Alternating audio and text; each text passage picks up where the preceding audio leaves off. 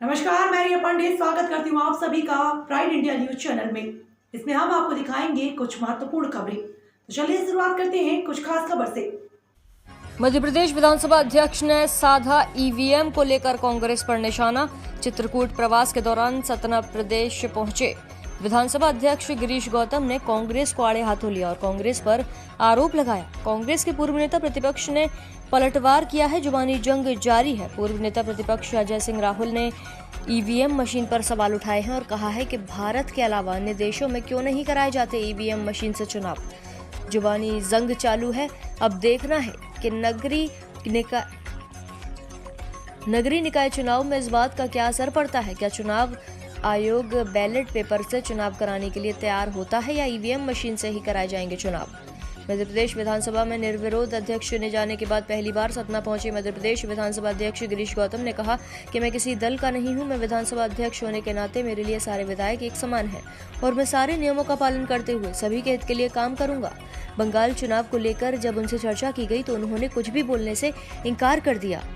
बता दें, जब सवाल अजय सिंह से पूछा गया तो उन्होंने कहा कि चुनाव आयोग के फैसले पर ही सवाल खड़े कर दिए और उन्होंने कहा कि पश्चिमी बंगाल में 8 चरणों में मतदान कराने का मतलब है भाजपा को फायदा मिलना। उन्होंने गृह मंत्री अमित शाह के बयान का हवाला देते हुए कहा कि श्री शाह ने ऐलान किया था कि पश्चिमी बंगाल में भाजपा 200 पार करेगी और जीत दर्ज करेगी। उन्होंने कहा कि इसके बाद ये बहस जारी रहेगी कि ईवीएम ठीक है कि बैलेट पेपर ठीक है। उन्होंने दावा किया कि जिस दिन बैलेट से चुनाव होने लगेंगे उस दिन भाजपा का नामो निशान मिट जाएगा।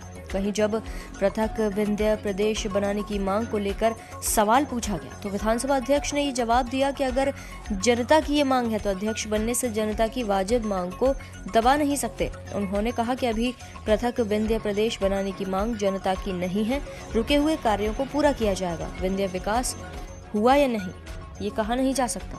सर, पश्चिम बंगाल में चुनाव हैं, तारीख दी आ गई है, क्या लगता है बड़ा धींगा मस्ती चल रही है? अभी स्पीकर चुने जाने के बाद मैंने एक बात कही है, मैं न इस दल का हूँ न उस दल का हूँ। दोनों दलों के लिए विधानसभा के भीतर उनके हितों, उनके विशेषाधिकारों के संरक्षण करने की जिम्मेदारी मिली है, इसलिए दल वाला सवाल मुझसे न पूछे तो ज़्यादा बेहतर। सर, मध्य प्रदेश में दिग्विजय सिंह जी ने अभी हाल ही में निर्वाचन आयोग से मुलाकात की है। उन्होंने कहा है कि ईवीएम से चुनाव ना कराएं, बैलेट पेपर से कराएं। तो एज ए विधानसभा अध्यक्ष होने के नाते आपको क्या लगता है? नहीं, विधानसभा अध्यक्ष होने के नाते, विधायक होने के नाते, चुनाव लड़ने के नाते मैं चारों तरफ से ये कहता हूँ कि ईवीएम से ही वोट हो, न केवल स्पीकर होने के नाते। मैं भी तो चुनाव लड़ता हूँ, विधायक का चुनाव लड़ता तभी स्पीकर हुआ, तो मैं चुनाव लड़ता हूँ। हमने वो 2003 के पहले का दौर देखा है। मैं स्वयं हारता था 294, इसलिए हारता था कि जनता हमको वोट नहीं करती थी। तो बात तो करें हमसे। सवाल क्यों खड़ा होता है इसमें? काहे को सवाल खड़ा होता है? ईवीएम पे सवाल खड़ा करने के लिए तो हम आपके ऊपर खड़ा कर सकते हैं कि किस चैनल से आप आए हैं। हमको किसी का विरोध करना है, इसलिए विरोध करना है। और आप जानते हैं, उन नेताजी का नाम लेना उचित नहीं समझता। वो तो ये है कि भारतीय जनता पार्टी की सरकार ने, मोदी ने, शिवराज ने कुछ कर दिया तो उसका विरोध करना। तो दूसरा सवाल ये है, आप समझिए, सवाल ये है कि यदि ईवीएम से वो जीतते हैं, राजस्थान में तो किसी ने विरोध नहीं किया, सरकार कांग्रेस की बन गई ना, कहाँ विरोध किया? आपके दिल्ली में उनकी आप पार्टी की बन गई सरकार, तो कहाँ विरोध किया? नहीं किया ना। अब पुडुचेरी में उनकी बन गई कांग्रेस की, तो कहाँ विरोध किया? किसी ने नहीं किया। बंगाल में ममता की बन गई तो कहाँ विरोध किया? वो ईवीएम का विरोध तब है जब किसी तरह से जनता अपना आशीर्वाद देकर के भारतीय जनता पार्टी को जिता दे, तब ईवीएम गड़बड़। और उसी ईवीएम से उनका नाम निकले। अच्छा, यहाँ 99 कैसे जीत गए? ईवीएम इतनी गड़बड़ थी। 114 कैसे जीत गए? इसीलिए क्यों खड़ा करते हैं वो, जब ऐसा है? भाई 114 जीत गए तो उस समय कहना चाहिए था कि इस रिजल्ट को हम नहीं मानते। और पंजाब भी जीत गए। पंजाब तो छोड़ दिया, मैं मध्य प्रदेश की बात करता हूँ। 18 में जब वो 114 जीत गए, हम 109 जीते, तो उनको कहना चाहिए कि नहीं, ये ईवीएम से है इसलिए इस रिजल्ट को हम नहीं मानते, इसको रद्द करो फिर चुनाव कराओ बैलेट से। तब क्यों नहीं कहा? मान सरकार जब तक चला है तब तक नहीं कहा, सरकार जब गिर गई तभी ईवीएम। फिर एक सवाल और है, 17 साल बाद बिंदु को एक नेतृत्व मिला है विधानसभा अध्यक्ष का, तो क्या अपेक्षा करे बिंदु? कहा कि जो दिग्विजय सिंह जी ने निर्वाचन आयोग को एक पत्र दिया था, उससे उन्होंने कहा था कि जो इलेक्शन है वो ईवीएम से ना कराया जाए, बैलेट से कराया जाए। तो उन्होंने कहा कि कांग्रेस को तो ये चीज़ अच्छी नहीं लगती, जब वो जीतते हैं तो मशीन ठीक है और हारते हैं तो मशीन पे सवाल खड़ा करते हैं। आप क्या कहते हैं? देखिए, किसी भी देश में ईवीएम मशीन का उपयोग नहीं होता। चर्चा का विषय है। बहुत सारे पार्टी के नेताओं ने प्रश्न उठाया है मशीन पर, तो अच्छा होता कि बैलेट पेपर से हो जाए, क्या दिक्कत है। तो अगर मशीन से होते हैं चुनाव और अभी हाल ही में जो पश्चिम बंगाल में होने वाला है, तो क्या लगता है आपको मशीन से होगा? 200 पार,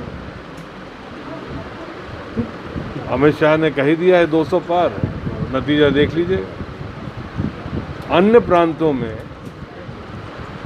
जहां पर करीब करीब बराबर विधानसभा सीट हैं, वहां पर एक दिन चुनाव हो रहा है, चाहे वो तमिलनाडु हो चाहे अन्य कोई प्रांत हो। कारण क्या है कि बंगाल में 8 चरण में चुनाव, कोई हमें समझाए। और असम में कम 2 है। हाँ, तमिलनाडु और असम में शायद मेरे जानकारी के हिसाब से 20 से 22 सीटों का अंतर है। जी तो चेन्नई में 2 चरण हो जाता, जी तमिलनाडु में, जी। बंगाल में भी 2 या 3 चरण हो जाते हैं। 8 चरण का मतलब है कि 200 पार होके रहेगा। उसके बाद ये बहस जारी रहेगी, ईवीएम ठीक है कि ये बैलेट पेपर ठीक है। अच्छा, दूसरा एक मध्य प्रदेश का सवाल है कि कांग्रेस के जो प्रदेश अध्यक्ष हैं कमलनाथ जी, पूर्व मुख्यमंत्री, उन्होंने जो कमेटी जो बनाई है अपनी, जो टिकट वितरण करना है, जिले से एक नाम मांगा है, जैसे पार्षद ये एक नाम कैसे संभव होगा? अब ये संगठन का सवाल है, अब उनने किस तरह से मांगा है उसकी मुझे जानकारी है और उसमें कुछ कह नहीं सकता।